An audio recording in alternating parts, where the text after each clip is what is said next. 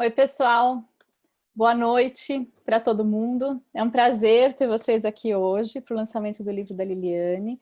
Meu nome é Thaís, eu sou responsável pelas redes sociais da Editora Instante e a gente decidiu organizar esse evento para marcar o lançamento do livro novo da Lili. Em tempos normais, seria um evento presencial, mas como nós estamos vivendo tempos diferentes, a gente achou super importante manter esse momento e manter o evento e fazer esse lançamento virtualmente, para a gente poder trocar ideia, bater papo, para vocês contarem um pouquinho como é que tem sido a experiência com o livro, quem já recebeu na pré-venda, quem já começou a ler, quem já começou a praticar, ou mesmo para a gente trocar uma ideia sobre os temas abordados no livro. Então, a dinâmica vai ser a seguinte: eu vou apresentar a Lili, porque não sei se todo mundo já conhece ela, e em seguida vou passar a palavra para ela contar um pouquinho como é que foi o processo de escrita do livro, e depois a gente começa uma conversa, um bate-papo. O chat está aberto durante toda essa conversa, então vocês fiquem à vontade para contar experiências, para fazerem perguntas, e a gente vai conversando um pouquinho sobre isso, porque a ideia é mesmo trocar experiências. Tá legal? Então vou pedir licença para ler o currículo da Lili. A Liliane Prata, então, é escritora, graduada em filosofia e em jornalismo, foi editora de comportamento da revista Cláudia, colaborou também com outras publicações, é autora de 10 livros publicados, sendo 8 de ficção, entre eles o juvenil O Diário de Débora, e Ela Queria Amar, Mas Estava Armada, que foi lançado pela Editora Instante em novembro do ano passado. O Mundo que Habita em Nós é o seu primeiro livro de não ficção e foi publicado também pela Instante, em junho de 2019.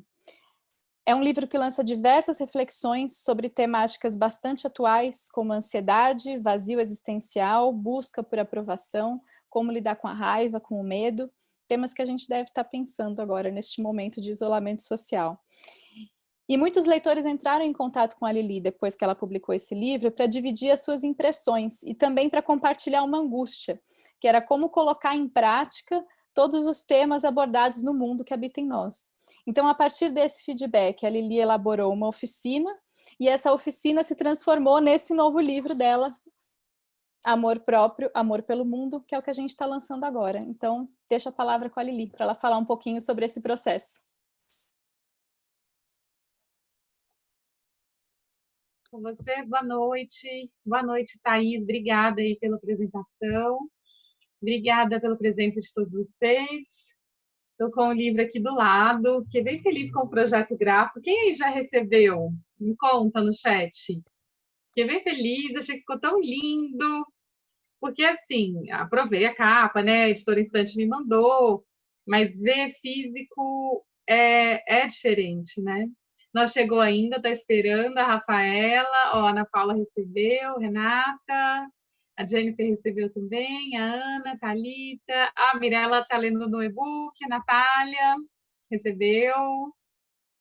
Obrigada por terem vindo, gente. O primeiro lançamento virtual da minha vida. Já recebi, amei, ficou muito fofo. Hoje meu bebê ficou com ele. Ah, você que me mandou a foto, Thaís, com o seu bebê? Uma foto muito fofa, gente, do bebê segurando o livro. Já recebi também, às vezes fico só folheando e apreciando. Eu confesso que eu estou naquela fase de lamber a cria mesmo. Todo dia, acho que desde que chegou da gráfica, todos os dias eu peguei. Peguei um pouquinho, fui ver, fui dar uma olhada nas práticas. E vocês já começaram? Alguém já começou a fazer as práticas? Boa noite para quem está chegando. Ai, a Natália está no quinto dia, que legal. Você está tendo. Como é que está rolando, Natália? Está tendo alguma dificuldade? Se vocês quiserem compartilhar, acho que é um bom jeito de começar também. Se alguém quiser compartilhar pelo microfone ou falar aí. Eu vou falar, então. Eu comecei. E confesso Legal. que parece que o universo conspira, né, contra a gente. Nas práticas que a gente tem que, por exemplo, tinha uma, eu não lembro agora o dia, mas a ideia era a gente definir o nosso ritmo no dia e não se deixar levar pelos ritmos exteriores. E parece que o universo conspirou para tudo acontecer, para eu não conseguir colocar o meu ritmo. Mas eu tenho achado engraçado, porque por alguma coincidência, tem dado super certo as práticas com coisas que estão acontecendo no meu dia. E é bem interessante esse movimento de introspecção e de fazer a gente se perceber, né?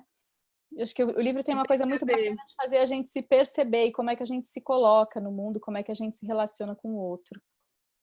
Quando é legal você falar isso, Thaís, porque quando eu elaborei as práticas, eu pensei justamente nessa palavra, percepção. A gente aumentar a percepção de si e a percepção do outro, do mundo, que é algo que conversa muito com o mundo que habita em nós, né? A gente fala muito de verdade, a verdade é relativa, a minha verdade, a sua verdade, qual é a verdade, o que é verdadeiro, o que é fake, o que é mentira. E eu acho que muitas vezes a gente se esquece dessa palavra tão importante que é percepção. Como é que está a nossa qualidade da percepção?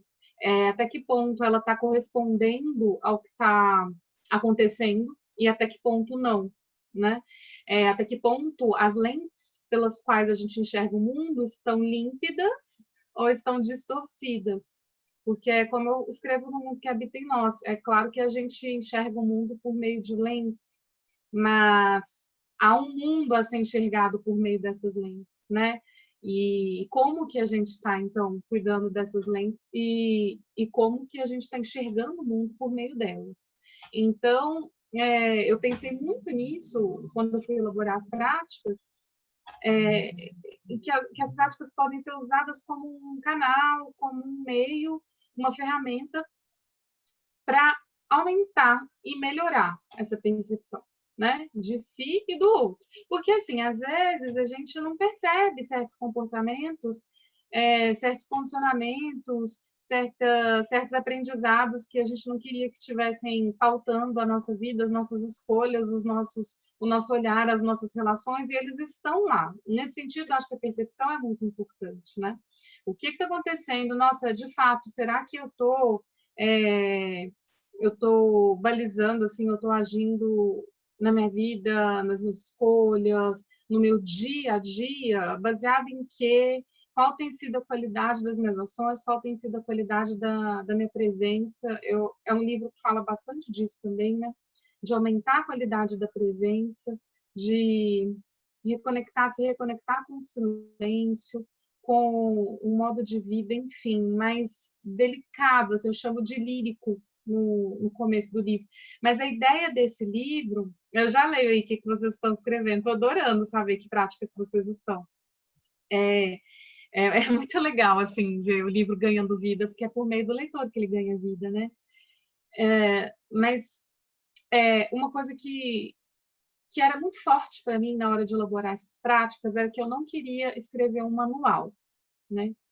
O Silvio, da Editora Instante, e a Carla, que editaram o livro, eles sabem disso. É algo que eu fiz muita questão de preservar. Assim. Por quê? Porque eu acho que o livro ele pode ajudar o leitor a mergulhar para dentro. Mas quem sou eu? Quem sou eu que estou aqui de fora para pautar como que vai ser esse mergulho para dentro? Porque é um mergulho que cada um vai fazer.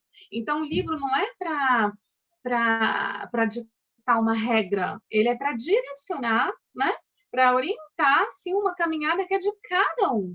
E é muito legal ver o livro, algumas pessoas estão falando aí da oficina, que foi onde tudo começou, né, a ideia desse livro. E na oficina era muito legal ver como que cada pessoa se relaciona com uma prática de modo diferente, assim. Às vezes na mesma prática, tem gente que fica ansioso, tem gente que pelo contrário fica muito calmo e relaxado. Tem gente que tem mais dificuldade em uma prática, mais facilidade para outra, tem gente que ri, tem gente que chora, tem gente que não sente nada e de repente começa a sentir, tem gente que está achando tudo assim bem tranquilo e de repente começa a ter uns insights.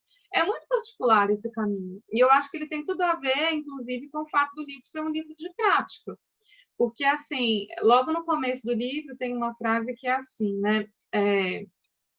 São as experiências que nos transformam, não os conceitos que achamos bonitos. Então, eu escrevi o livro, mas o livro acontece dentro de você, né? Eu acho que vale para qualquer livro, mas um livro de práticas talvez tenha ainda mais uma camada de sentido, né? Você, é o seu processo, é o seu caminho, é a sua vida, né? O seu estar no mundo. As práticas elas estão aí para ajudar nessa viagem, né? Mas é por isso que eu gosto muito de frisar que não é um manual, é um direcionamento, assim, enfim, um ponto assim, dispositivo, a gente pode usar várias palavras, né?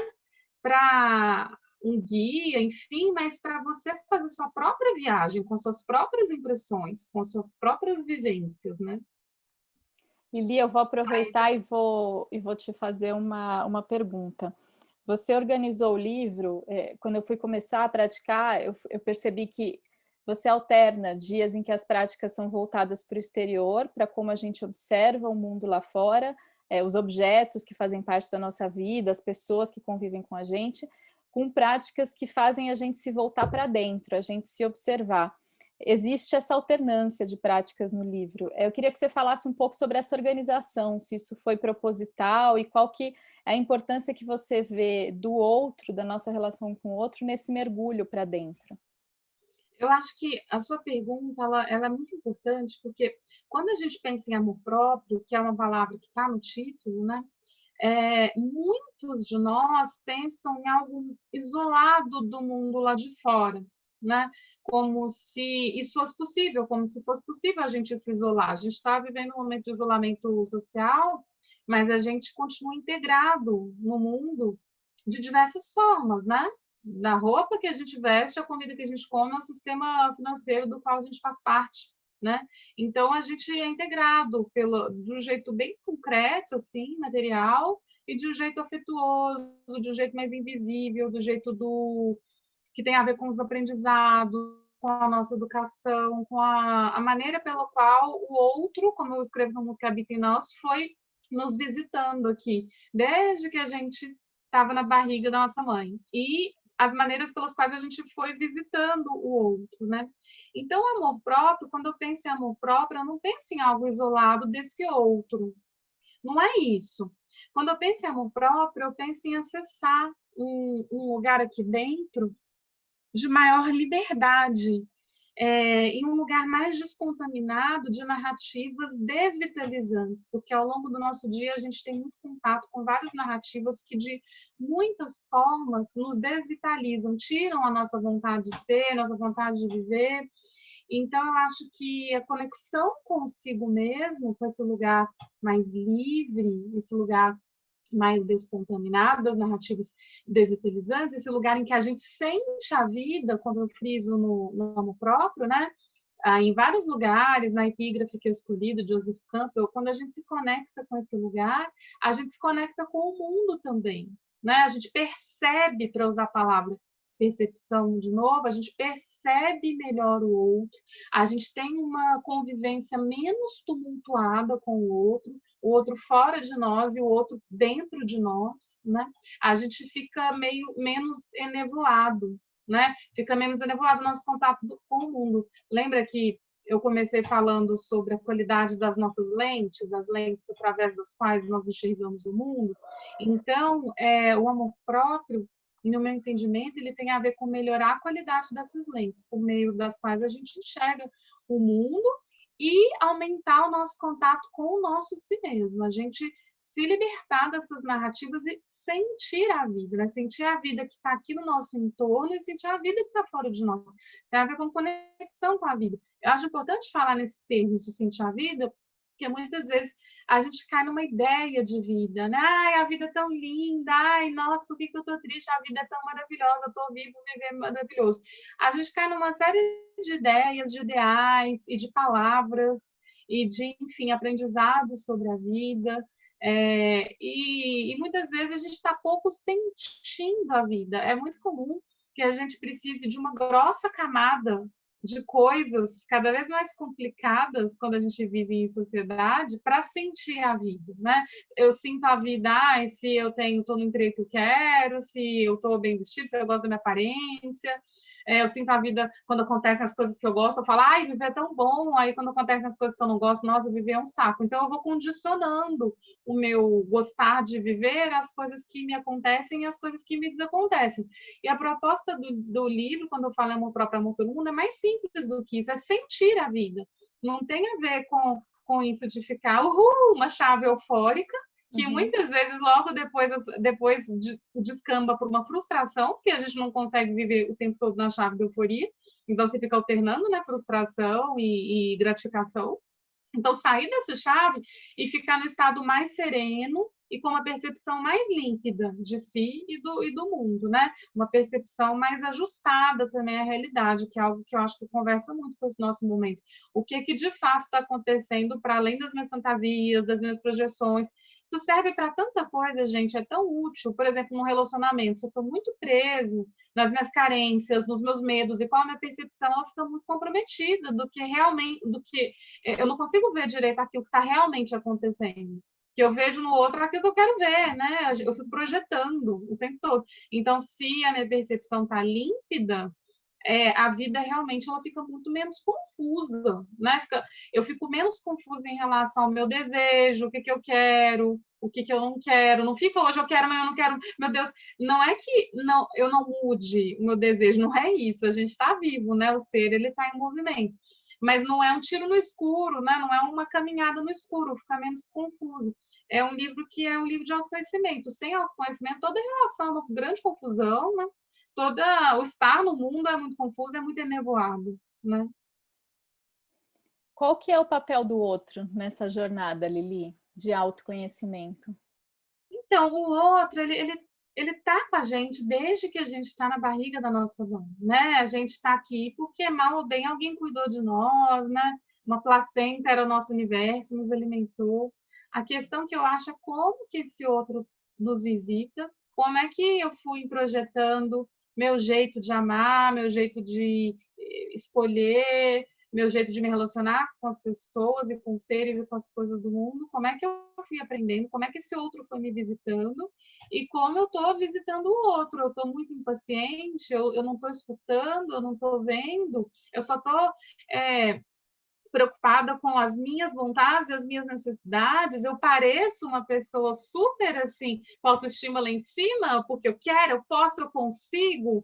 Ah, eu sou demais, eu tenho autoestima lá em cima, mas que autoestima lá em cima é essa? Se eu estou em relacionamentos que me fazem mal, se eu não sei quais são os meus limites, se eu sinto uma coisa, não sei se eu devo dizer, fica tudo muito confuso, assim. Eu acho que quando a gente fala de amor próprio, tem a ver com justamente com como esse outro habita em nós, como a gente está se relacionando com o outro, porque, de novo, o amor próprio não está separado do mundo, ele está no mundo. Se a minha qualidade de percepção está muito baixa, o meu fica tudo descalibrado, a relação com o outro fica descalibrada, o meu amor próprio fica descalibrado.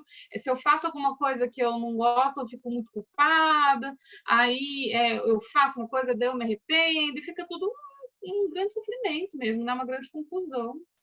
É uma troca eterna, né? O amor próprio, o autoconhecimento tem a ver com a troca, com como a gente interage com as outras pessoas, quem é esse outro e como que a gente se coloca para o outro também. Porque não vivemos isoladamente, né? Vivemos em sociedade. Então, acho que o outro tem um papel fundamental nisso tudo. Tem várias mensagens aqui, Lili, que a gente deixou passar. A Ai, Thaís tô está vendo aqui, dizendo ó. que Tem gente que está no quinto recebeu. dia, tem gente que vai estar no sexto dia. Gente que diz que começou, mas está com dificuldades de seguir a rotina. Eu te entendo, Luana, eu te entendo. Sabe o que eu fiz? Não sei se ajuda. Eu comecei a ler, a primeira coisa que eu faço quando eu acordo, eu leio para ver qual que é a prática do dia, para ver onde eu vou encaixar essa prática no meu dia. Nem sempre dá certo, tem dias que são muito tumultuados e aí eu me permito pular esse dia, voltar dele mais para frente, porque também acho que tem que ser uma experiência gostosa, prazerosa, e a gente tem que estar aberto e disposto a se colocar, né? Não fazer por obrigação para seguir um roteirinho, né, Lili? Olha, eu acho que disposição, com certeza. Prazeroso, eu não sei se vai ser sempre. Porque quando eu fiz a oficina, quando eu dei a oficina, teve gente que me falou: nossa, eu fiz essa prática e chorei. Nossa, então assim, eu acho que a gente tem que tomar cuidado também para essa coisa de sempre querer obter prazer por meio das coisas, sabe? Não é, obviamente, que é um grande, enfim, não foi meu objetivo, pelo menos, que o livro trouxesse grandes sofrimentos, não é isso, mas assim, eu acho que é muito legal essa ideia de ler de manhã, levar, já ter esse primeiro contato com as práticas no dia de manhã, né?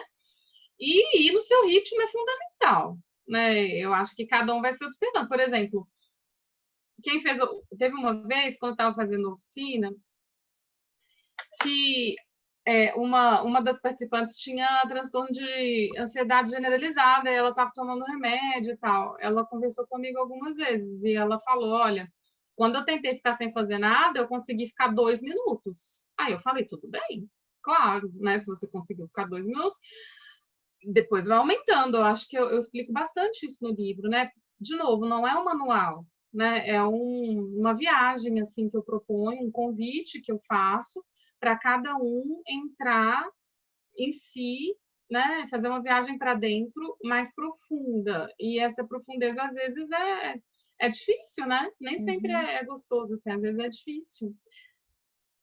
Tem um comentário da Luana que eu acho que tem a ver com o que você está dizendo aqui. Ela disse assim: eu tento não me cobrar se não consigo seguir alguma prática, procuro fazer aquelas com as quais me identifico mais. E acredito que se eu voltar em outro momento, vai fazer mais sentido para mim aquela que não consegui. Particularmente, eu acho que é interessante a gente perceber, ou a gente, enfim, tentar compreender por que a gente tem resistência a algumas práticas, né? Isso é algo que eu falei bastante na época da oficina. É, e é muito, por exemplo, tem uma prática que vocês vão ver, quem for chegando mais para o final do livro, que envolve um espelho. Muita gente chorou quando estava fazendo lá na oficina, né? E o livro parte da oficina. Eu acho que ele é a oficina melhorada, assim, né? Então, assim, o que você perguntou mesmo da questão do que era mesmo? Esqueci. Era sobre pular algumas práticas e fazer as práticas com as quais ela se identifica mais. Então, se identifica. Eu acho que é interessante perceber, né? Por que eu estou resistindo? E aí deixa para depois, não fica se obrigando mesmo. Mas também não deixa para lá, né? Deixa para depois, mas não deixa para lá. Eu acho que pode ser uma oportunidade Para para ver se tem experimentar. algo aí. Não, e para ver se tem algo aí, sabe? Para ver se tem algo impedindo, se tem algo muito difícil que seria interessante atravessar, né?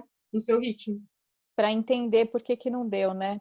A gente até chegou a conversar antes, eu falei para você que teve práticas que eu não consegui fazer, e aí eu fiquei meio na dúvida, o que eu faço? Eu faço no dia seguinte, eu guardo ela para fazer depois, ou será que vale uma reflexão de por que eu não consegui fazer? O quanto é uma resistência minha por algumas coisas que talvez eu não queira enxergar ou eu não queira mudar, que me impediram, e aí eu fico projetando no universo por que eu não consegui fazer aquilo. De repente é isso, né? Mas como você disse, não é um manual, acho que é uma viagem que cada um tem que se abrir para fazer e para pensar a respeito também, para entender como é que é a sua vivência com essas práticas, né? Exato, porque assim, igual outro dia eu postei lá no meu Insta, né? Que não adianta fazer terapia ou ler frase de efeito e blá blá blá se não tiver coragem. Aqui eu usei a palavra entrega. A entrega, ela é fundamental, né? Porque assim, a gente pode ficar na terapia por 15 anos e não mudar nada, né? A gente pode ficar por um mês e ter uma percepção maior de algo da nossa vida e tomar uma medida, né, em relação àquilo, uma atitude, né? E não tem certo ou errado. Tem o que você está disposto a fazer agora, né? Não é assim, nossa, as pessoas que se entregam mais são melhores. Não é isso. A gente é muito viciado, acho, na lógica da comparação, né? Da comparação com o outro e da comparação com o grau de entrega que eu gostaria de ter hoje, o grau de melhora que eu gostaria de ter na minha vida, né? Enfim, fica tudo muito exaustivo se a gente fica nessa chave de comparação com o outro, comparação com essa imagem que a gente inventou da gente, que a gente tenta alcançar. Não é isso. Eu acho que tem um grau que você tem hoje para dar e pronto. Não só no livro, mas na vida, na terapia, nas leituras, em qualquer coisa. No mundo que habita em nós, eu falo muito disso, né? Que é muito importante a gente sair desse lugar de sempre achar que do jeito que a gente faz as coisas não tá bom. É sempre outro jeito, né? Nunca é o nosso. Então, assim, eu não devo ser quem eu sou, eu não devo fazer as coisas do jeito que eu faço, eu não devo estar onde estou, né? Eu devia ter ficado no relacionamento anterior, eu devia nunca ter me relacionado. Nunca, nunca, nunca é aqui, agora. É sempre assim, né? Essa coisa da memória é interessante, porque às vezes as pessoas mudam de cidade, mudam de emprego, às vezes mudam de relacionamento, mas a memória de uma experiência, ela pode ser tão intensa, às vezes, quanto a própria experiência. Então, você até muda externamente, mas dentro ainda está muito preso, né? Em memórias, em lamentos, em coisas lá de trás e tal. Então, eu acho que uma das primeiras coisas que eu recomendo é justamente isso. Do jeito que você faz, não é que é bom, é bom, que bom, parabéns. Não, e também não é, ai, que ruim, mude. É o que é. É o jeito que você está fazendo hoje, e ele basta, né? Eu acho que a primeira coisa que eu diria assim, é não ficar se comparando. Isso não só para o livro, mas de modo geral na vida, sabe? Parar de ficar tão na chave da idealização, como se tivesse um jeito certo, né, de fazer que caia do céu para nos, né, não, tem um jeito que é. E isso não significa que a gente não possa se transformar, pelo contrário.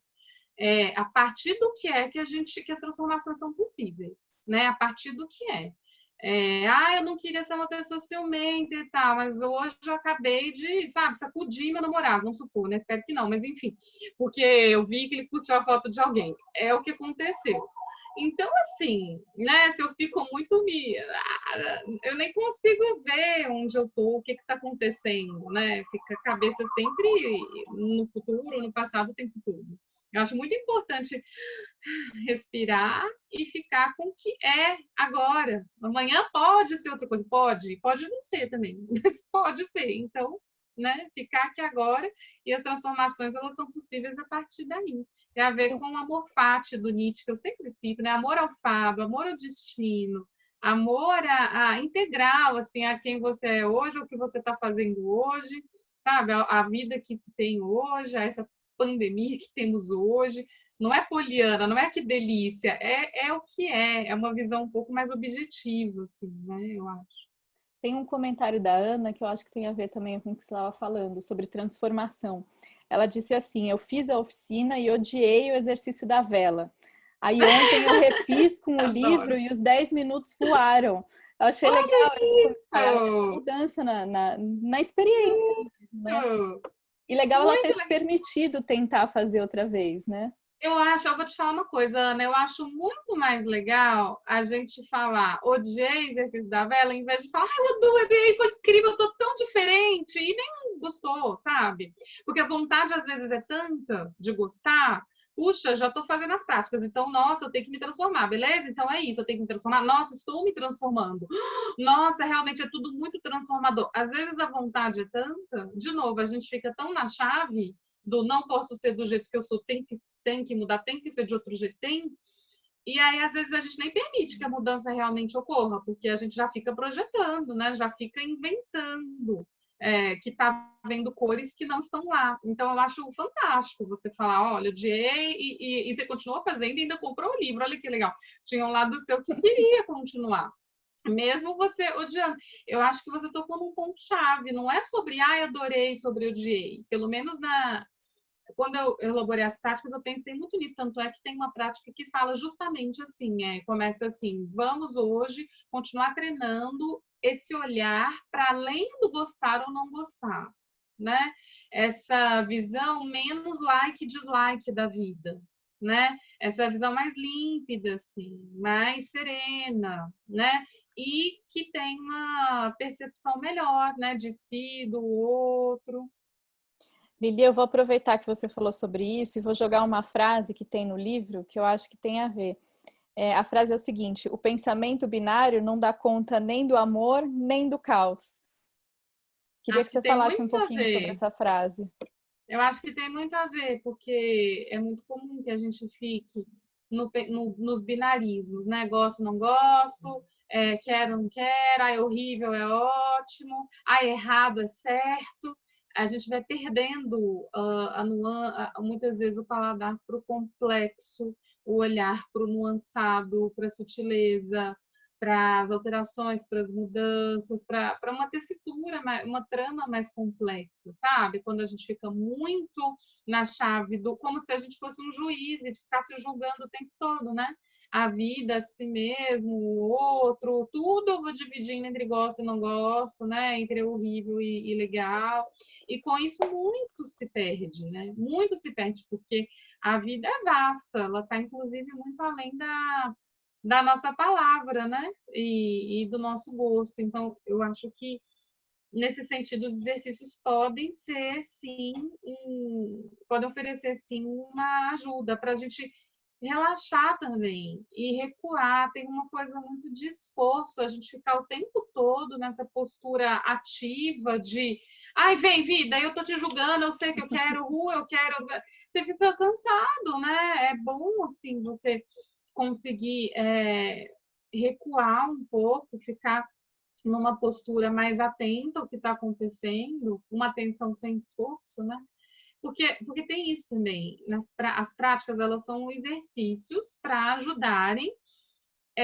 Não é bem assim, eu não diria assim, tipo, você vai ajudar a conseguir, a ter uma meta, mas é abrir espaço. Eu acho que é o melhor jeito de falar aqui dentro para um espaço mais, um estado mais lírico acontecer, como eu escrevo no começo do livro, né?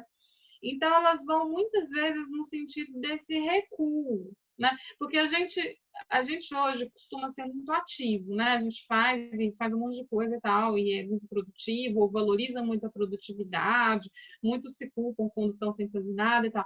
Mas qual que é a qualidade da nossa ação se ela vem de um espaço interno aqui muito perturbado, muito distante de si mesmo, muito contaminado, de novo, por essas narrativas desvitalizantes, né? Então, acho que ficar mais sem fazer nada, tirar o pé do acelerador, descansar, a prática de não fazer nada afobado, por exemplo, por um dia inteiro, que é logo no começo, elas têm a ver com isso. Então, peraí, eu vou parar um pouco, será que eu não estou muito robozinho? A minha vida nossa, eu nem percebia que eu estava tão afobado assim. Nossa! Então, acho que aumentar a percepção vai trazendo muitas transformações nesse sentido, sabe? Sabe uma prática que me surpreendeu? Eu não dava Hum, nada por ela, mas é. depois eu amei, foi a do escalda-pés. Eu Que fiz, eu pensei, legal! escalda-pés é gostoso e tal, vai relaxar, vai ser legal. Aí você até diz, não, fique longe das telas, que é para se entregar para esse momento. Eu acho que tem a Uhum. ver também com o que você estava dizendo agora, sobre parar, silenciar um pouquinho e se permitir não fazer nada. Aí eu pensei, vou fazer o escalda-pés aqui no silêncio e não vou fazer nada. Mas aí estava muito silêncio, eu também não consegui ficar no total silêncio neste momento. Falei, vou pôr uma música. Aí pus o Debussy, porque você fala do Debussy em outro momento do livro. E aí eu pus e deitei, fiquei com o pé ali no escalda-pés e deitei. Gente, eu tive uma viagem muito louca, assim, na minha cabeça. Foi tão relaxante, foi Que muito delícia gostoso. ver isso! Foi Muito bom! bem imprevisto e foi muito gostoso. Muito legal ver isso. Tem um comentário da Rafaela que eu queria dividir com você. Eu achei interessante. Ela está dizendo o seguinte: a comparação é complicada, pois ela surge através de pessoas que colocamos em um pedestal, ou seja, de pessoas que sabem que a gente, sabem mais que a gente. Essa sensação pode nos levar a relações abusivas, por exemplo, de poder, dependendo da pessoa que está na posição do pedestal. A gente estava falando sobre a questão da comparação e aí acho que ela fez esse comentário. Mas eu achei interessante também porque volta naquela questão, né, da nossa relação com o outro, qual que é a importância que a gente dá para esse outro. E tem a ver, vou pegar carona na frase da Rafaela, para te lembrar, para falar aqui sobre uma outra frase que tem no livro, que é o seguinte: você escreveu assim: sim, me ofenderam. Não, não me senti ofendido. E tem uma outra frase que eu acho que também dá para linkar com essa, que é a seguinte: não pense demais sobre aquilo que te disseram sem pensar. Uhum. Será que a gente consegue colocar tudo isso no mesmo bolo para falar um pouquinho sobre esse outro e sobre o peso que a gente dá para o outro na nossa vida? Quando eu escrevi essas frases, eu estava muito pensando em muitas vezes a gente fala que a gente é super sensível e confunde com ser hiperreativo, né? Eu acho que sensibilidade ela é muito importante, ela é urgente, ainda mais nos dias de hoje, porque sensibilidade tem a ver com perceber o outro. Já ser hiperreativo, muitas vezes, tem a ver com se dar importância demais, ou então com negar muitas necessidades suas, negar, não saber colocar limite, não saber até onde pode se pode ir, e aí você fica muito mal depois com as coisas que acontecem, né? Então, eu acho que tem a ver, sim. Essa questão de colocar o outro no pedestal, eu acho que ela diz muito sobre um certo vício, um certo lugar ao qual a gente é muito convocado para estar, que é de se sentir inferior ou superior ao outro. Porque se a gente se sente inferior, no fundo a gente está querendo se sentir superior, né? A gente tem uma ânsia de superioridade muitas vezes, percebam, né? Você se sente inferior, aí você quer, nossa, hahaha, o dia que eu vou poder mais do que aquela pessoa, né? Então fica nesse jogo, de novo, né? O pensamento binário não dá conta nem do amor nem do caos, fica nesse jogo de se sentir superior ou se sentir inferior, como se fossem os únicos jeitos de gostar de alguém ou de se relacionar com as pessoas, né? Ou no lugar da inferioridade, da submissão e tal, ou no lugar da superioridade, do domínio, de subjugar o outro. Isso não é verdade, né? As relações elas podem ser muito mais ricas do que esse jogo de perder ou ganhar, né?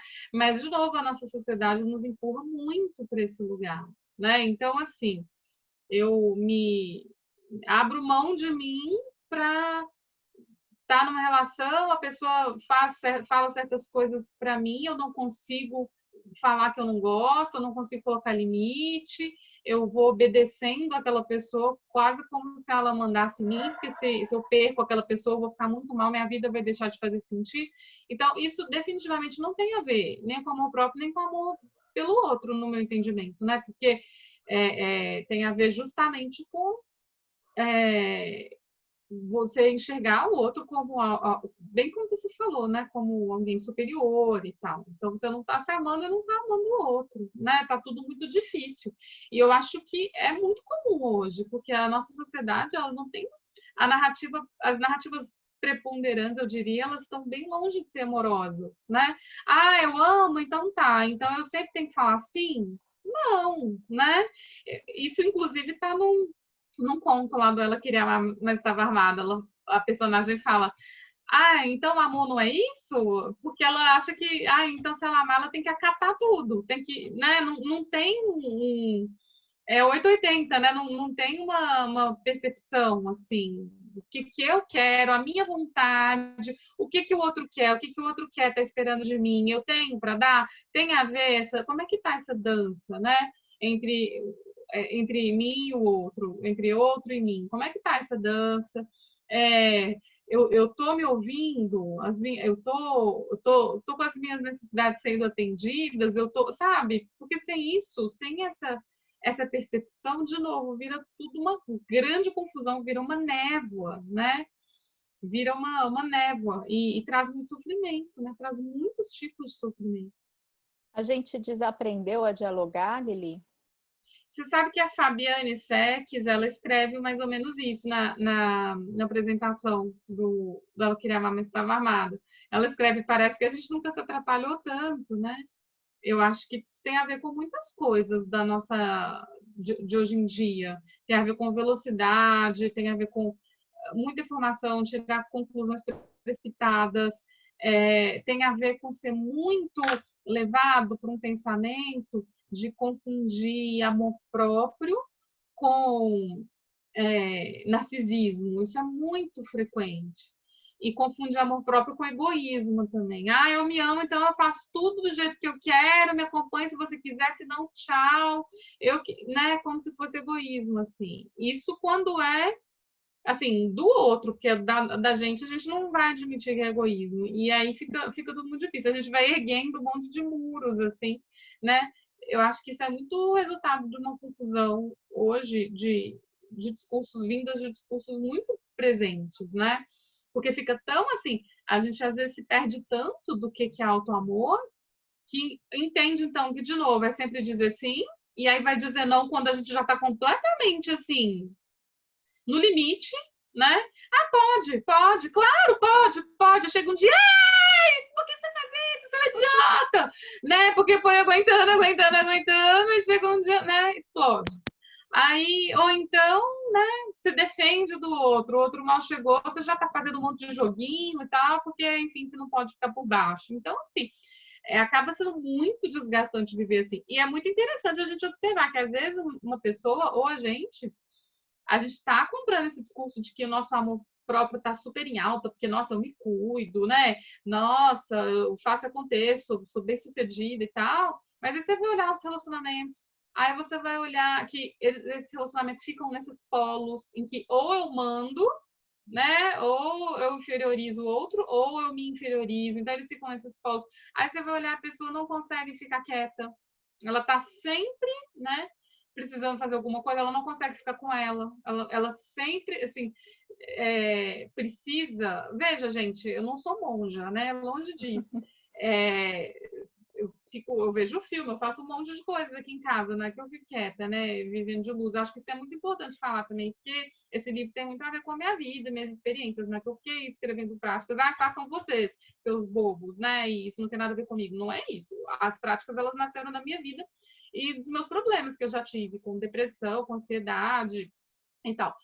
Então, né, aqui em casa, eu faço um monte de coisa, faço bastante coisa. Mas, assim, eu acho que é muito interessante, é muito importante a gente perceber a diferença entre usar as coisas, por exemplo, agir, estar no mundo, trocar com as pessoas, conviver com as pessoas, e a diferença disso e de depender disso para sentir a vida. A gente volta ao sentir a vida, sabe? A gente estar no mundo e fazer coisas e usar coisas, usar que eu digo ver filme, ver série, fazer, né? Fazer coisas assim. A gente usar coisas do mundo, estar no mundo é uma coisa. Então, depender dessas coisas ou depender de relacionamentos é outra completamente diferente, né? É óbvio que nós somos humanos. Acabou um relacionamento, aconteceu alguma coisa, está tendo uma pandemia, a gente fica ansioso, a gente chora, a gente sente dor. Não é que a gente é uma pedra, porque às vezes também cai nisso, né? Ai, amor próprio é ter amor próprio é não se abalar com nada, né? Isso é não estar no mundo, né? A questão é não atravessar. Você fica preso naquilo porque a sua relação, para você sentir a vida, você precisa dessas coisas. Se tira essas coisas de você, então você fica muito mal, você desmorona. E se a gente for pensar, para sentir a vida, basta a gente respirar e ter as nossas necessidades básicas atendidas, né? Comer. Mas a gente vai complicando tanto na vida em sociedade, isso não é de hoje, né?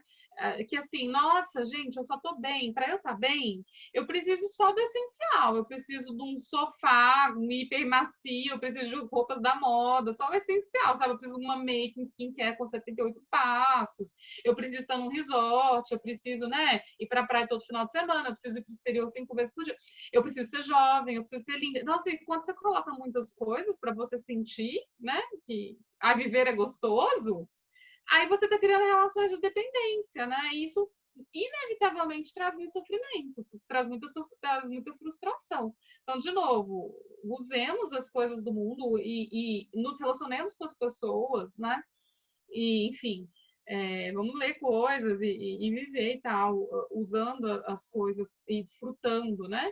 Mas sem depender, sem pertencer. É um lugar que, de novo, a gente vai muito hoje. Já eu tô super tranquila aqui em casa, tá? Lendo, que é uma coisa que eu faço bastante. Tô super tranquila lendo. Lendo, tomando chazinho, tá? Aí acabou a luz, não posso ler mais.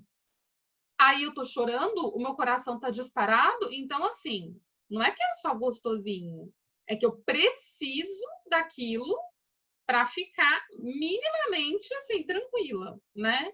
Então vai virando tudo muleta, sabe? E esse estilo de vida muleta é muito complicado. Eu diria que é um estilo de vida anti-vida, assim. Porque a gente está tirando a nossa vontade de ser e de viver das muletas e não do fato de estarmos vivos. Então, as práticas têm muito a ver com isso, sentir a vida, que está aqui, né? Como eu disse, como eu escrevo no mundo que habita em nós, que estado estranho é esse? Estranho no pior sentido da palavra, porque estranho pode ser lindo, né? Mas que estado é esse? Disfuncional, que a gente está vivo e não sente a vida, né? Então, assim, é um estado muito bizarro, né? Estar vivo, estar respirando e não sentir a vida. E não sentir a vida que está dentro de nós e a vida que está no nosso entorno. a vida vai incomodando, né? A vida vai ficando difícil. A gente quer coisas de plástico, a gente quer coisas confortáveis, a gente quer coisas caras, a gente quer coisas controladas, a gente quer coisas fixas que não mudam, a gente quer, sabe? Fica, enfim, muito sofrimento. E aí tem uma outra frase do livro que é o seguinte: será que você deseja mesmo tudo aquilo que aprendeu a desejar? Será que essas coisas que a gente realmente quer ou alguém diz pra gente que a gente quer? Eu acho que isso acontece direto. Você coloca todas as suas fichas numa coisa. Eu quero muito aquela coisa. E a coisa acontece. Aí você passa de 5 dias, você nem tá desfrutando mais a coisa. Então, assim, até que ponto você realmente queria, até que ponto você achava que aquela coisa daria sentido à sua vida, e depois você vê que não deu. Então, assim, eu tenho para mim, gente, que assim, o sentido da vida, ela é a própria vida. É muito simples, assim. Só que é tão difícil, muitas vezes, porque a gente vai tirando o sentido da vida do relacionamento super legal, da viagem, de ser popular. Então, assim, a gente perde uma coisa, leva um pé na bunda, já acabou, entendeu? Já acabou. Então, a gente está tirando o sentido da vida. De novo, não é que a gente não vai achar ruim quando algo doloroso acontece, não é isso. Nós somos humanos, né? Não é sobre ser uma pedra, mas de fato, tem um sofrimento que é da condição humana e tem um sofrimento que eu acho que vem de não ver o mundo. Tá muito numa trip, assim, muito numa, como eu escrevo no Mundo que Habita em Nós, nos espirais mentais, está muito afastado do que está acontecendo e muito afastado da vida e muito afastado de si mesmo, né? E muito preso ao que se inventou que a vida deve ser. Então, se a vida for assim, tudo ticado, se não for, nossa, estou muito mal, né? E aí isso tem muito a ver com como a gente lida com a nossa tristeza também. Né? Sentir a dor quando ela vem, né? Que é uma coisa que eu estou sempre falando. Sentir a dor quando ela vem, em vez de fugir da dor. Ah, Lili, mas sentir a dor é horrível. Ah, sentir a dor não é legal mesmo, né, gente? Eu não gosto de sentir dor, não sou boba. Mas, assim, sentir dor, eu acho que é muito mais fácil, apesar de não ser gostoso, é muito mais fácil sentir dor do que fugir da dor, ou contornar a dor, ou lutar com a dor, porque aí você é como se a sua dor ela se sobrepusesse. Tem a dor que você está sentindo, então meu boy, minha mina me deixou. Senti essa dor, tá? Ou então uma dor que eu nem sei de onde veio, a dor de tá vivo, porque tá vivo não é essa maravilha toda também. Quando eu falo sentir a vida, não é, ai, que delícia, não é isso, né? A vida tem algo de doloroso nela, é claro, tem morte na vida, inclusive, né? Mas assim, a gente tá, é como se fossem duas dores. Tem a dor, veio a dor. Aí tem a dor por estar com dor. Aí tem a dor por não querer estar com dor. Aí tem a dor por não aceitar aquela dor. Essa dor aqui, que a gente vai sobrepondo, ela realmente é uma dor muito perigosa, porque ela realmente nos afasta muito da vida, eu acho, sabe? Eu falo muito disso do mundo que é 89, ela tem a ver com o apagamento do mundo, apagamento de si mesmo. Porque a dor mais crua, a dor que faz parte da condição humana, ela não é gostosa, mas ela passa, né? Ela passa. E a gente sabe muito bem que dentro de cada dor é como se tivesse um êxtase, assim. Para mim, isso é muito concreto. Porque depois, se a gente permite que ela passe como uma água que lavou, assim, a gente fica mais forte, a gente fica conectado com a vida de novo. Agora vem a dor, aí tem a memória da dor, a lembrança da dor, eu não posso sofrer, tem as nossas expectativas, é a nossa fantasia de uma vida sem dor, a nossa ideia de que viver é uma coisa que tem que ser gostosa, viver tem que ser legal, eu preciso me sentir bem, essa dor não é bacana, essa dor é péssima, eu preciso sair desse estado. Realmente aí fica muito difícil, fica muito doloroso, né? Você escreveu muito bem sobre isso em duas frases aqui do livro, né? Uma delas é não evitar a angústia, atravessá-la e encontrar o entusiasmo. E a outra frase é abrigar nossas fragilidades e não nos abrigar em nossas fragilidades. Então, acho que tem a ver com acolher, inclusive, os sentimentos ruins. Acolher, Exato. entender por que eles estão ali e aí enfrentar, porque não adianta fugir, né? Se a gente foge de um sentimento ruim num momento, ele acaba voltando em outra situação da vida e a gente vai ter que parar. Exatamente. Não, reprimir os sentimentos ruins é a pior coisa. A gente precisa sustentar, né? E hoje a gente não é levado para esse lugar de querer sustentar, porque a gente quer ficar bem o tempo todo, né? Gente, eu queria A pedir um Luana tá favor para todo mundo. Se vocês puderem, por favor, só desligar o microfone, porque senão a gente não sabe quem está falando e a gente se perde um pouquinho aqui. Estamos todos lendo o chat. Se vocês quiserem se manifestar, conversar com a gente pelo chat, a gente está prestando atenção. Estamos ligadas. A Luana citou aqui meu livro Covardes, Lutar para Fugir do Sofrimento pode se tornar um sofrimento ainda maior do que aquele que já se transformou em hábito. É muito interessante isso. Aí a gente já tem a ideia, aqui outra ideia, né, Luana? Eu acho que... Thaís, mas você consegue mutar a pessoa, viu? O áudio. Ué, dando isso na internet, mesmo com 3G. Eu não consigo, mas... Você tá com crédito? Eu acho que é a Maristela, tá vendo? Ah, consegui. Boa, conseguiu? Obrigada. Imagina. Que às vezes a pessoa não vê, né? Eu acho que aí, Luana, eu acho que tem a ver nessa parte do Covardes com... Para passar além do bojador, tem que passar além da dor, né? Que como Fernando Pessoa escreve naquele poema. O bojador era um cabo da África que os portugueses tinham que passar para chegarem lá na África, né? E comercializar, e comprar as especiarias e tal. E aí muita gente morria nessas viagens, navios afundavam e tal. E aí ele escreve no poema dele, Mar Português? Mar de Portugal, acho que é Mar Português. Ele escreve, para passar além do bojador, tem que passar além da dor. Deus ao mar o castigo e o abismo deu, mas nele foi que se espelhou o céu. Eu acho que tem a ver com isso, essa parte do Covardes, que é para a gente romper, inclusive tem muito a ver com autoconhecimento, para a gente romper essas membranas, essas cascas que a gente vai criando no nosso olhar de como viver, como a vida deve ser e tal, para a gente romper. E para a gente mudar, a gente acaba sendo um processo doloroso, a gente acaba sofrendo, porque a gente está saindo do automático. A gente muitas vezes acha que autoconhecimento é muito gostoso, né? Ai, que delícia, vamos conhecer, acender umas velas e umas velas cheirosas, tomar um banho de banheiro. Isso é muito gostoso, mas autoconhecimento no sentido profundo, eu acho que tem muita dor envolvida, porque tem renascimentos envolvidos. É impossível renascer sem dor.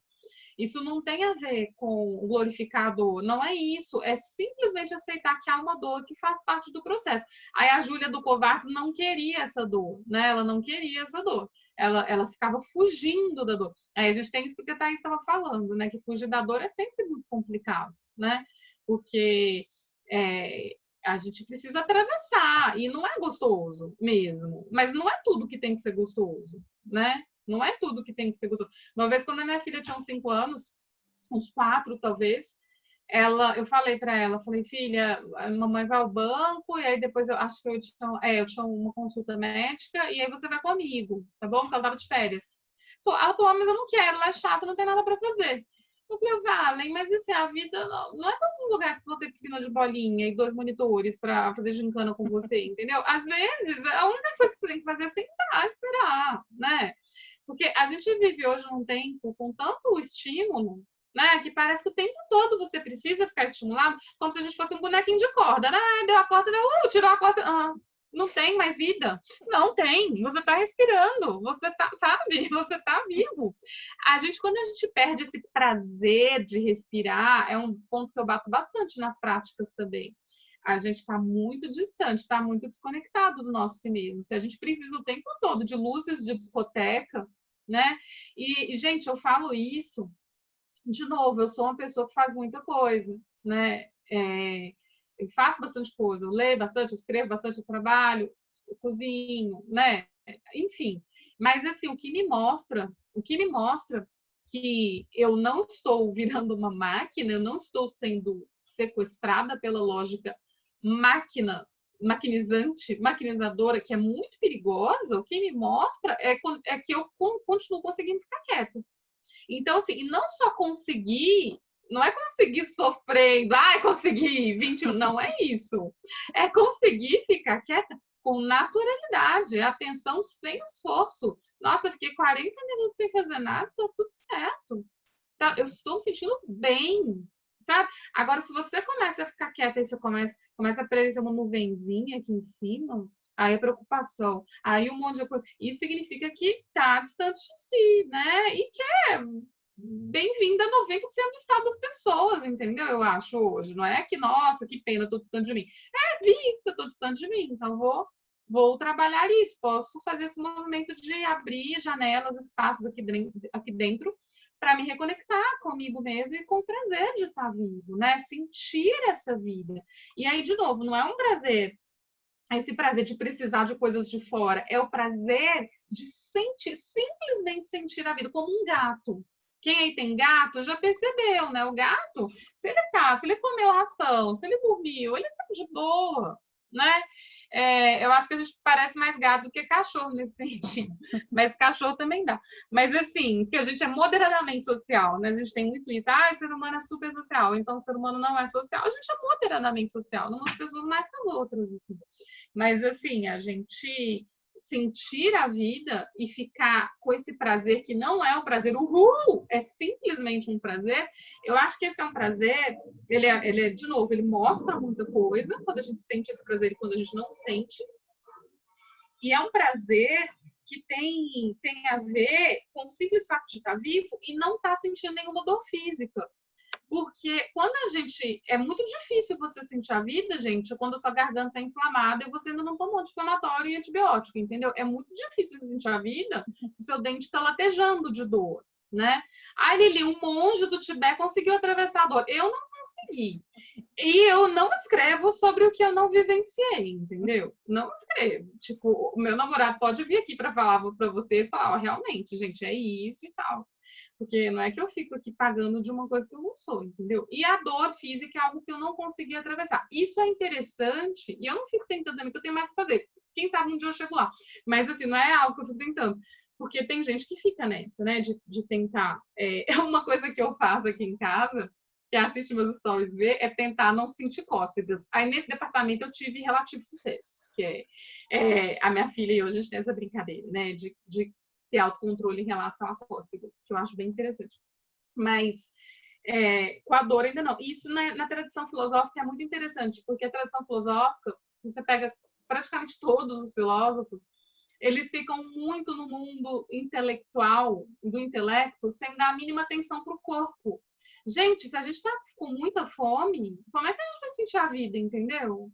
Se a gente está faminto, né? Ou, de novo, com alguma dor física, ou numa condição de vida completamente vulnerável a qualquer, sei lá, a qualquer intempérie, a qualquer. Se a gente está muito vulnerável, muito sem segurança mínima, não é essa segurança do resort, do hotel 5 estrelas, do sofá, que tem um braço aqui que você aperta um botão e vem suco, não é isso.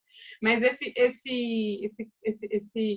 essa coisa da vida dignificada, entendeu? De ter onde dormir, de ter onde tomar um banho confortável, de comer comida, né? Vocês já pararam para pensar quem tem gato, que eles estão sempre comendo a mesma coisa, tipo ração, né? Você come, eles comem igual.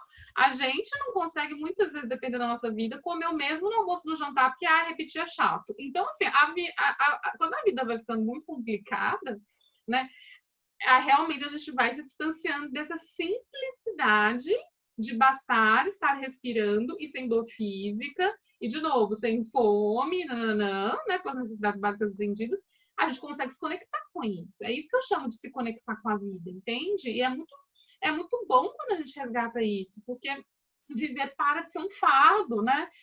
Pode ter momentos ali aqui, fazem parte da condição humana, de novo, algo chato aconteceu, você, né, deu uma murchadinha, mas logo você volta, não tem dor por dentro da dor e por dentro da dor. Vocês não acham? Faz sentido para vocês isso que eu estou falando? Isso tem muito a ver com o livro. Lili, tem uma pergunta da Melise aqui que eu acho que é bem legal. Ela disse assim: existe a possibilidade de começar nesta jornada e com a transformação se sentir mais deslocada com as pessoas e os ambientes que transita? Olha, eu acho que tem a ver, sim. Eu acho que, principalmente, quando a gente está começando um trabalho de maior viagem interior, uma viagem interior mais profunda, seja fazendo análise, seja fazendo as práticas e fazendo análise, seja refletir, enfim, quando a gente começa a se interiorizar mais, eu acho que é muito comum e muito frequente, faz sentido, que a gente fique, por alguns momentos, mais retirado, sabe? não tem tanta vontade de sair, ou seleciona melhor as pessoas que vai ver, não tem mais tanta paciência para eventos sociais. Eu vejo que isso é muito comum e eu entendo que é uma fase, né? Tem autor, por exemplo, que diz até que no autoconhecimento é importante que no começo haja um certo egocentrismo.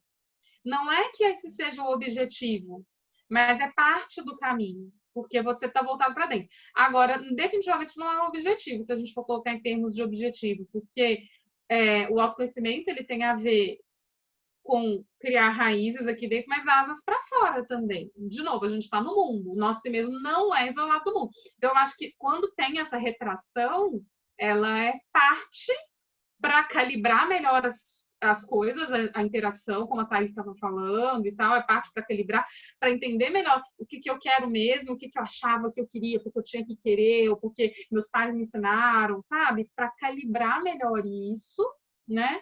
E aí os relacionamentos vão ficando mais naturais. Outro dia eu comentei lá no meu Insta, uma mina me mandou uma mensagem falando: Lili, eu tô adorando o isolamento, porque para mim é muito sofrido o contato com as outras pessoas, eu fico muito desgastada, né? Eu vejo as outras pessoas, converso, eu fico muito desgastada.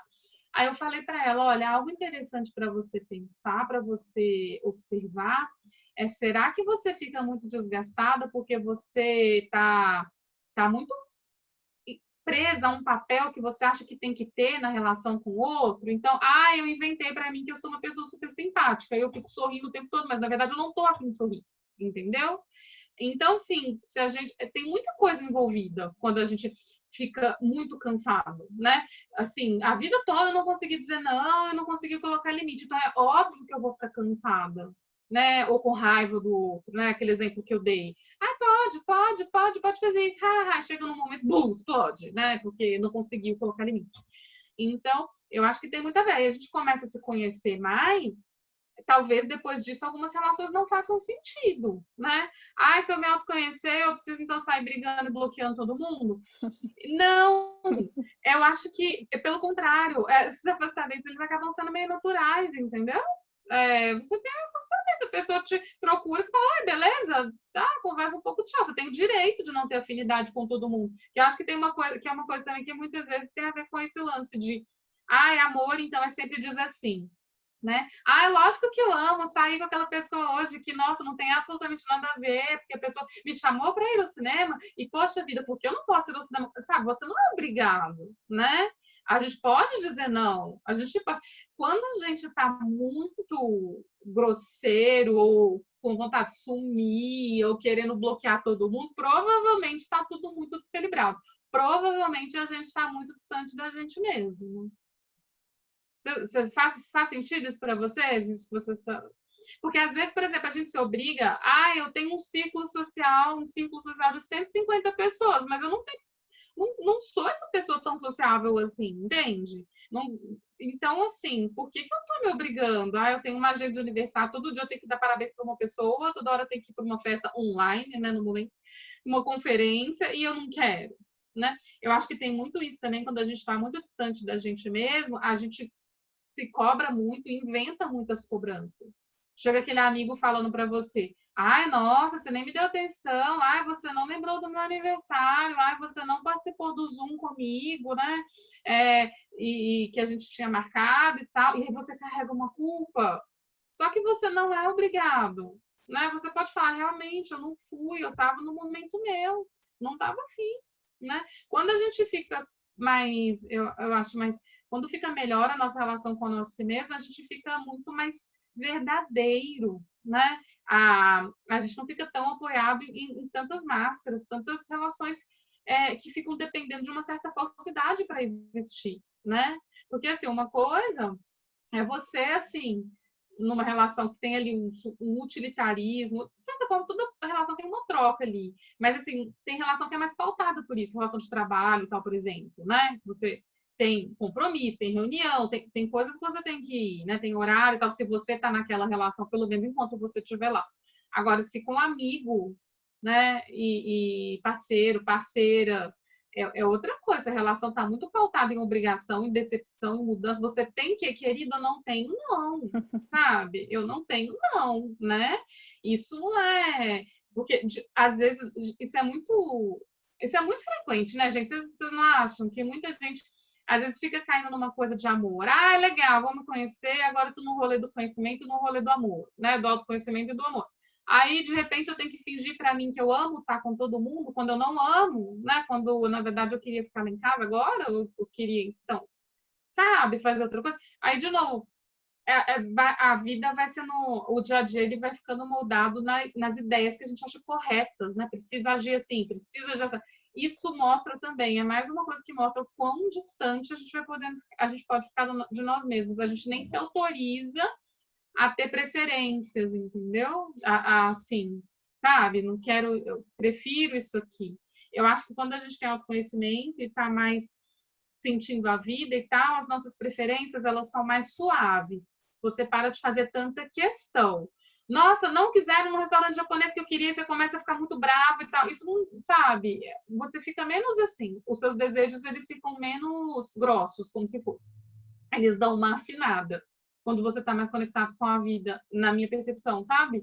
Eles dão uma afinada. Mas não é que você deixa de ter preferência, né? Eu, pelo menos, de novo, eu não gosto de falar que eu não cheguei lá. Pode ser que alguém, nossa, Lili, eu acho que no autoconhecimento, no meu processo, eu fui despido, lavado de todos os meus desejos. Legal.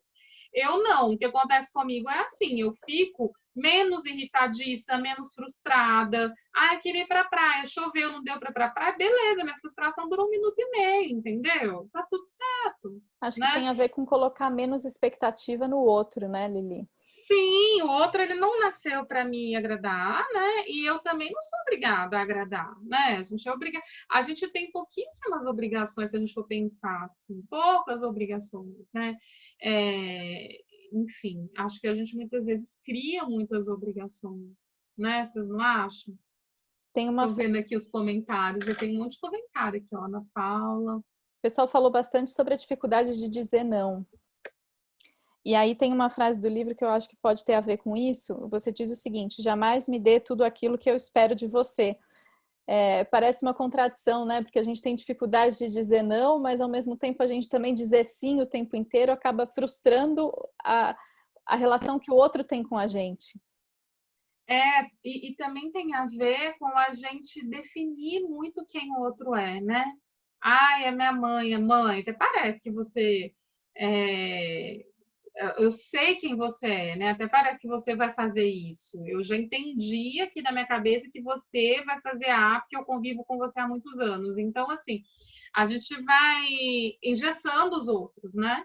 A gente vai engessando os outros e engessando os outros no que em como a gente vê os outros e nas nossas expectativas que a gente tem sobre os outros, como você está falando, né? A gente espera isso e aí a gente perde o espaço para surpresa, a gente perde o espaço para ser surpreendido e também para presenciar renascimentos do outro, porque não é só a gente que renasce, né? Ai, alô, o autoconhecimento é só para mim, né? Para os outros não. Não, né? As pessoas têm direito de mudar, de fazer diferente, de errar, né? Que é algo que é um assunto que eu gosto bastante também. A gente vive numa cultura de perfeição, as pessoas têm que ser perfeitas, elas têm que ser extremamente coerentes. Nós não somos extremamente coerentes, a gente tem uma vontade de coerência muito grande, né? Então, fica tudo muito, às vezes, anti-vida, né? Anti-vida, porque a vida é fluida, ela está em movimento, né? O ser está em movimento, né? Nossa, eu sou uma pessoa que gosta de, depois do trabalho, sei lá, ficar conversando com as minhas amigas e fazendo unha, sei lá, com as minhas amigas, tá? Faz de conta.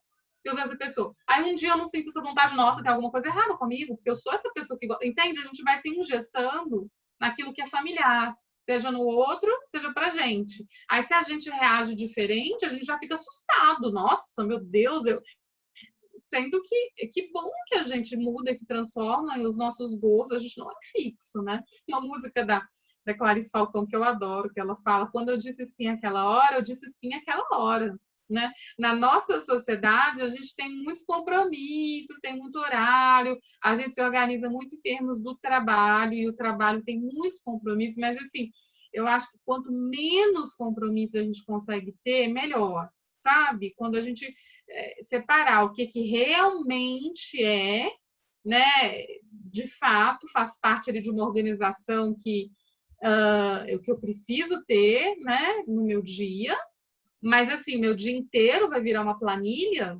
né? Isso é muito complicado. Meu dia inteiro vai virar uma planilha, então todos os dias. Outro dia eu estava vendo, né? Olha, eu queria muito saber o que vocês acham disso. A vida perfeita estática do Instagram, a Carolina está falando isso mesmo, como se a gente fosse personagem, né? De história, quadrinho, de filme, enfim, de filme ruim, né? De personagem que não muda. Né? Mas outro dia eu estava pensando, gente, eu queria muito saber o que vocês acham disso. Tem muita gente falando assim, eu vejo agora na pandemia, a importância de ter uma rotina. Eu entendo. De novo, é a gente que sabe, cada um de nós, a importância que tem uma rotina. Ai, se não tiver rotina, eu fico muito mal. Beleza, tudo bem. Mas olha o meu raciocínio. Quando a gente viaja, quase todo mundo gosta de viajar. E viajar não tem rotina, mudou. Mudou o lugar que a gente dorme, mudou a comida, mudou o que a gente toma banho, mudou os lugares que a gente visita, a gente perdeu aqueles horários do trabalho. Por que no nosso dia a dia, na nossa casa, a gente tem tanta necessidade de rotina? E quando a gente viaja, não. Vocês já pensaram sobre isso? Por que quando a gente viaja, tudo que a gente quer é o novo, é o diferente, e a gente não consegue trazer, muitas vezes, esse novo, esse diferente para o nosso dia a dia? Por que no nosso dia a dia, tantas vezes, a gente fica tão refém de horáriozinho, como se a gente fosse robozinho, e sai do horário, a gente já fica em suspenso, meu Deus, com medo desse estado de suspensão, né? Pois é. Então, às vezes eu fico pensando, igual o problema às vezes nem é a dor, mas a nossa luta contra a dor, a nossa fuga da dor, o problema às vezes não é a suspensão, não é o não ter nada para fazer, é o medo que vem disso, é a luta contra o nada, é a luta contra o estado de suspensão. Na viagem a gente aceita, porque, você só 15 dias. Viajar é assim, eu já entendi que viajar é assim. Né? Mas, assim, por que no dia a dia o estado de suspensão assusta tanto? Né? Por quê? O que vai acontecer? Você vai desintegrar, né? Se ficar com dias mais assim, né? Diferentes. Teve uma vez, que eu faço umas experiências também, se eu fosse fazer um livro de práticas 2, só práticas insólitas, aí vocês iam ver o que é dificuldade, porque assim, vocês estão falando da dificuldade, porque, por exemplo, eu estava comentando com as minhas amigas outro dia, a Clara perguntou, Lili, que horas você acorda, né? Porque às vezes eu acho que você faz tanta coisa e tal. Eu falei, eu gosto de fazer roleta russa com o meu despertador, entendeu? Brincar de roleta russa. Se eu faço, um dia eu acordo 8, outro dia eu acordo 4h40, outro dia eu acordo 6, outro dia eu acordo às 10, porque eu não tô numa linha de produção, sabe? Deus me livre de café essa hora, e agora eu tomo banho. E se sair disso, ai meu Deus, né? Então, assim, gente, eu não tô querendo aqui cagar a regra. Percebam que é melhor para vocês, mas eu acho que são coisas para a gente refletir, né? Até que ponto eu estou dependendo de uma rotina, e se essa rotina é mexida, que está acontecendo com todo mundo agora, né? Mas assim, aí tem a rotina pandemia, então, entendeu? Aí já, não, beleza, então é pandemia, já fiz outra rotina, beleza. Por que fica substituindo de rotina e tanto medo da suspensão, do lugar mais livre? Rafaela, eu tenho signo de assim, eu sou Libra. A Marília comentou aqui, parece que o mundo exige cada vez mais de nós. É difícil, Lili, equalizar isso, essa nossa necessidade de liberdade e o quanto da nossa rotina de trabalho, ou como é que a gente concilia essas duas coisas, o nosso trabalho, a rotina que a gente tem lá fora, com essa nossa necessidade por um pouco mais de liberdade? Eu acho que, de modo geral, a gente tem muito medo da liberdade, né? A gente vê isso muito nos relacionamentos. Eu sinto atração por alguém, não é legal sentir atração por alguém. Então, a gente tem que ter um combinado, não pode trair. A gente gosta, tem fome de regrinha, né? De colocar regra. A gente tem medo do imprevisível, medo da mudança, medo do diferente. Tem um livro chamado Massa e Poder, do Elias Canetti, que a primeira frase do livro é: não tem nada que o ser humano tema mais do que o desconhecido. Então, assim, nada. Tem um livro bem interessante também, que é do Huxley, aquele autor inglês, que se chama Regresso ao Admirável Mundo Novo, que é um livro que ele fez comentando o livro dele, O Admirável Mundo Novo, e aí ele fala que a vontade de ordem é uma vontade que nos leva muitas vezes para decisões terríveis, né? Terríveis. Porque, assim, às vezes se tem tanta vontade de ordem que nem se pergunta, mas que ordem é essa que eu estou querendo? Onde essa ordem vai me levar? O que essa ordem vai matar na minha vida? Então, o Huxley fala que, para ele, a questão é o equilíbrio. Não ter nem uma super ordem, como tem no Admirável Mundo Novo, que ele escreveu, A Sociedade Imaginada por Ele, e nem ter uma total desordem, né? Que é uma situação que a gente vive muito aqui no Brasil, a gente sabe disso, né? E não é à toa também, fazendo um link com política, que a ditadura está sempre à espreita, assim. Porque assim, é tanta vontade de ordem, porque a gente sabe que a gente fica tão desamparado nesse país, uns mais que os outros, é claro, né? Mais difícil para uns do que para outros, mas de modo geral, eu acho que a gente sente muito isso, esse caos, né? Muito caos, desorganização, instabilidade, né? A gente, como brasileiro, a gente conhece muito bem essa instabilidade. Então, às vezes, tem tanta vontade de ordem que, assim, então farda, todo mundo, então não pode nada, então vamos acabar com a democracia. Então, assim, Vai para o pensamento binário de novo, né? Exato, exato. E é na nossa vida, trazendo isso para a nossa vida, muitas vezes a gente cai nisso, né? E não, então tá, então não pode nem. Não, eu tenho pavor de instabilidade, então eu coloco uma vida em que, assim, tá tudo controladinho, tá tudo bonito. E aí, se sai uma coisa do lugar, eu já entro em pânico, né? E isso mata a imaginação. O Huxley até escreve. Não, Huxley não, Murakami, perdão. Murakami escreve, ele tem um livro chamado Romancista como Vocação, que ele fala que o extremo oposto da eficiência, da supereficiência, é a falta de imaginação, né? Se você tem a imaginação, quer dizer, se você tem uma supereficiência, falta imaginação. Então, de um lado a supereficiência, do outro a imaginação, né? Se você tem muita eficiência, falta imaginação. Não é à toa que em sociedades autoritárias é muito difícil você criar, né? E a gente não está vivendo numa ditadura, mas a gente está vivendo numa sociedade autoritária em vários sentidos. E isso é muito ruim para a criação e para a imaginação. E tem tudo a ver com isso do pensamento binário, inclusive, que a Thaís está mencionando do livro. Porque a gente fica muito nesses binarismos que são muito pouco imaginativos, né? Isso é certo, isso é errado. Ai, meu boy fez isso, isso é errado. Ai, fulano fez isso, isso é certo. Eu fiz isso, eu não posso fazer, eu não posso... nossa, eu me culpei, sou errada. Então fica muito nesse A e B, nesse preto e branco, né?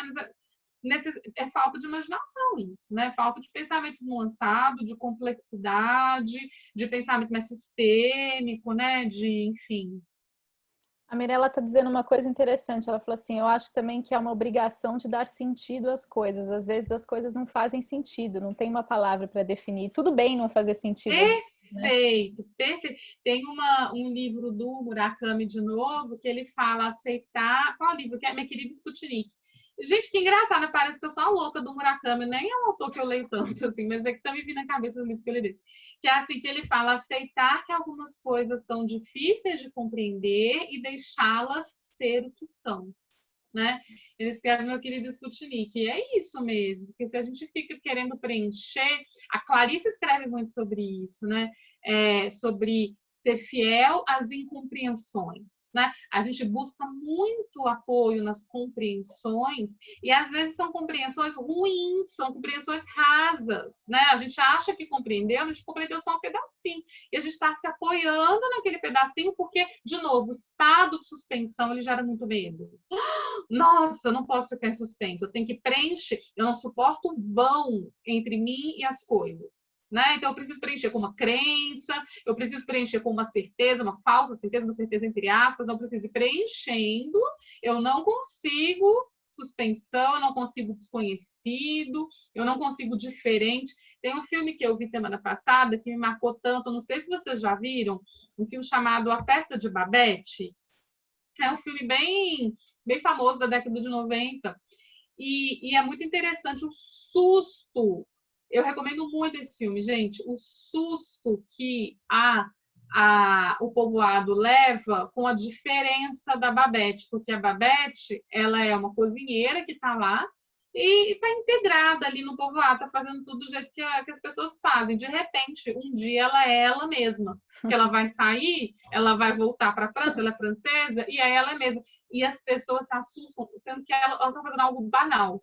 As pessoas se assustam completamente. E é um povoado que é muito religioso, é muito fechado ali nas crenças, muito rígidas, né, muito rigorosas.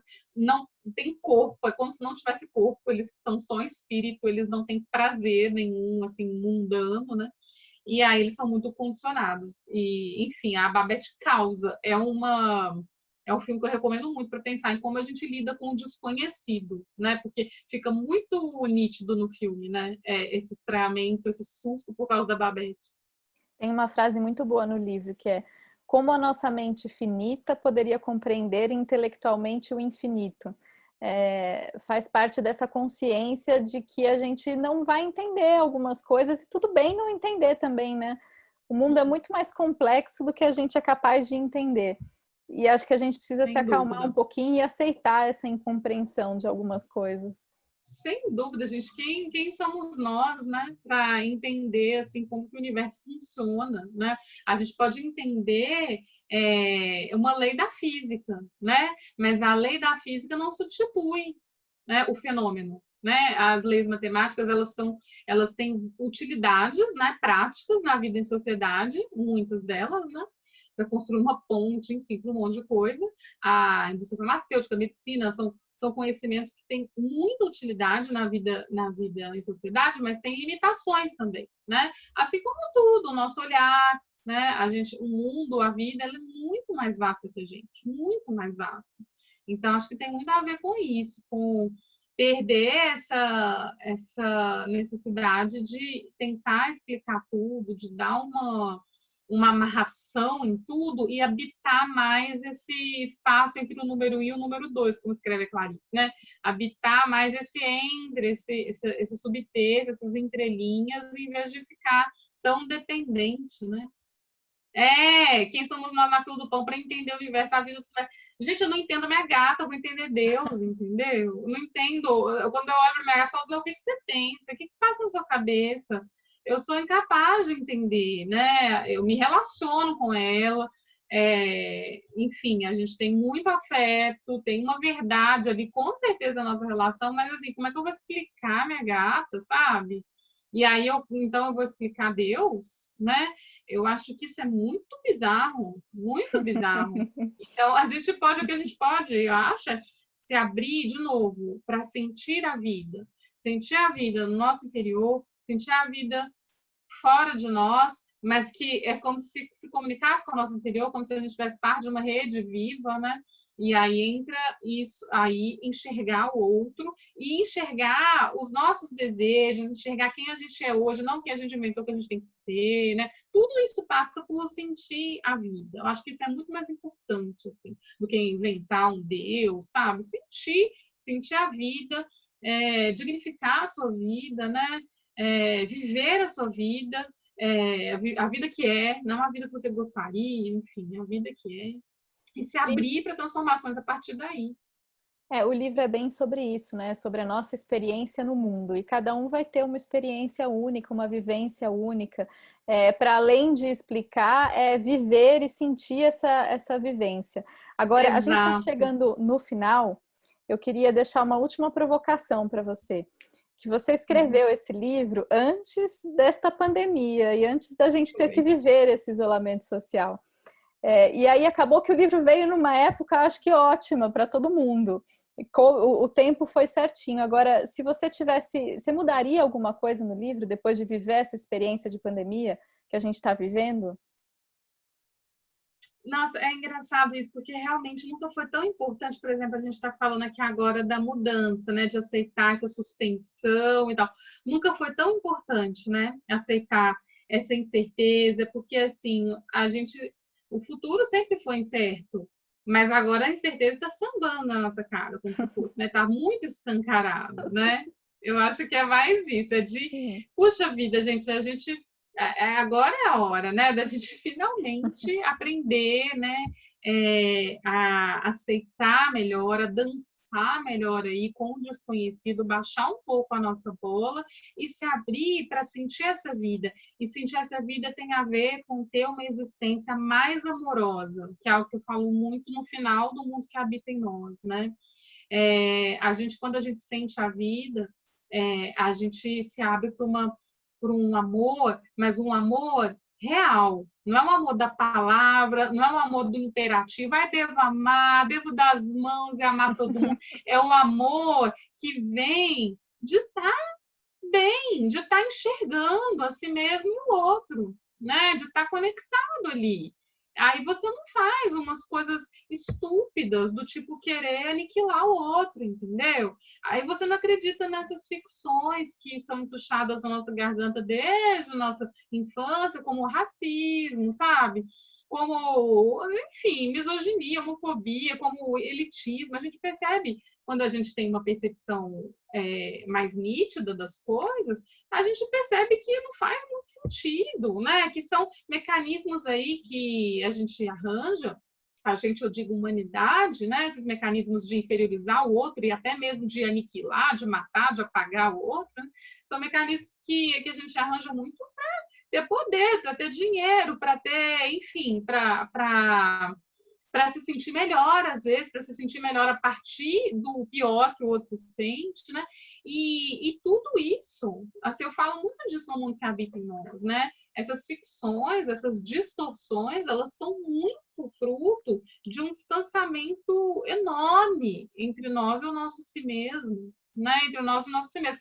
A gente fica caindo numas narrativas, né, de violência, de supressão do outro e tal, que são muito antivida. E, de novo, a pergunta que eu faço para vocês, o quão bizarro é a gente estar vivo e não sentir a vida, né? Sentir a vida nossa e do outro. E, de novo, não é dar as mãos e amar todo mundo. Eu sempre falo para minha gata. Minha gata, se eu faço algo que a ameaça de alguma forma, ela vai fazer, né? Não é isso. É amar, por isso que eu escrevo no livro, amar é cuidar do outro sem descuidar de si mesmo. Eu acho que hoje em dia está tudo muito trocado. Então eu sou legal, eu não sou, sei lá, não sou anti-outro, eu sou uma pessoa legal, então eu tenho que gostar de todo mundo, então assim, eu me obrigo, a partir de agora eu não posso comer carne, entendeu? Apesar de que você vai se obrigando, você vai se acoplando a uma série de discursos que não necessariamente tem sentido para você, entendeu? Eu acho que essas práticas elas têm muito a ver com isso, com viver uma vida que tenha sentido para você, porque isso, no fundo, é sentir a vida, né? Você está sentindo a vida e expressando essa vida. Você não está se prendendo um monte de palavra, inventando narrativa, tão certo é isso, então eu vou fazer isso. Então, né, você tá, é mais simples, né? É mais simples. Não sei se faz sentido para vocês, gente. A Rafaela colocou aqui, um dia eu vou entender Foucault para entender mais sobre, acho que é poder, né? Pois é, muito, muito bom. O mais triste é que não somos educados para sentir a vida, nossa criatividade é tolhida muito cedo, sim. Total, gente, total. Gente, acho que nossa hora deu, até passamos um pouquinho da hora combinada. Eu queria agradecer a todo mundo por ter ficado até o final, por ter comentado, por ter interagido. A gente vai disponibilizar essa gravação depois nas redes da Instante. Eu vi que o Washington perguntou, porque acho que ele não estava conseguindo prestar atenção. A gata estava lá no quarto, estava atrapalhando um pouquinho. A gente vai disponibilizar, então, a gravação para quem não pôde participar hoje, assistir depois. Obrigada a todo mundo por ter ficado. Obrigada, Lili, pelo papo. Obrigada, Thaís, pela mediação. Obrigada, gente. Foi ótimo. Vocês vão me contando das práticas. Boas práticas para vocês. Lembrando, boa noite que o livro vai ficar em pré-venda no site da Instante só até domingo. Até domingo, é isso mesmo. Então, corram, porque quem comprar em pré-venda ganha a dedicatória da Lili e frete grátis. Tchau, gente. Obrigada. Um beijo, gente. Beijo. Tchau, tchau.